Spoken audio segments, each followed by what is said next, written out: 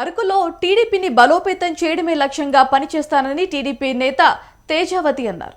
అరకు పార్లమెంటరీలోని 7 నియోజకవర్గాల్లో పార్టీని మరింత బలపరుస్తున్నామని చెప్పారు. రానున్న ఎన్నికల్లో పార్లమెంట్ స్థానాన్ని టీడీపీ కైవసం చేసుకునేలా కృషి చేస్తానని వెల్లడించారు.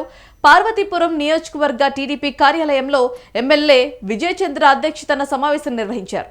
ముందుగా కేక్ కట్ చేసి ఎమ్మెల్యే విజయచంద్ర ఆమెకు శుభాకాంక్షలు తెలిపారు.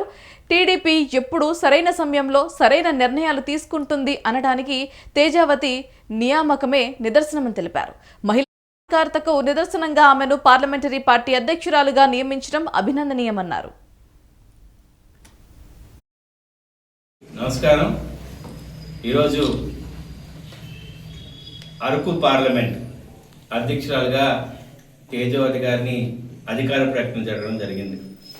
నిన్ననే ఆమె మా గౌరవ జాతీయ అధ్యక్షులు ఈ రాష్ట్ర ముఖ్యమంత్రి గారు నారా చంద్రబాబు గారిని కలిసి ఆశీస్సులు తీసుకొని మొదటిసారిగా పార్వతీపురం రావడం, అందులో భాగంగానే ఈ ప్రెస్ మీట్ కూడా అన్నారు.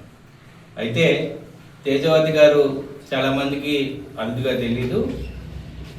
ముందుగా లేటెస్ట్గా పాలిటిక్స్లోకి వచ్చినా కానీ పార్టీ ఆమె తక్కువ సమయంలోనే ఆమె పార్టీకి ఇచ్చిన సేవల్ని, తన ప్రభుత్వ ఉద్యోగానికి రాజీనామా చేసి పార్టీ కోసం కష్టపడతానని ఇచ్చిన కమిట్మెంట్కి నిదర్శనం ఈరోజు ఆమె అరకు పార్లమెంట్కి అధ్యక్షుడిగా నియమించడం.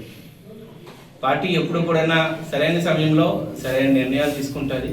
ఎవరు పనిచేస్తారు, ఎవరు నియోజకవర్గాలకి అరకు పార్లమెంట్కి ఉపయోగపడతారని ఒక పెద్ద 3-man కమిటీ వేయడం, స్ట్రాటజీలో తేజావతి గారికి ప్రతి ఒక్కరు కూడా ఆమె కావాలని చెప్పి ఐడియన్స్లో వాళ్ళు కూడా ఎక్కువగా రావడం జరిగింది.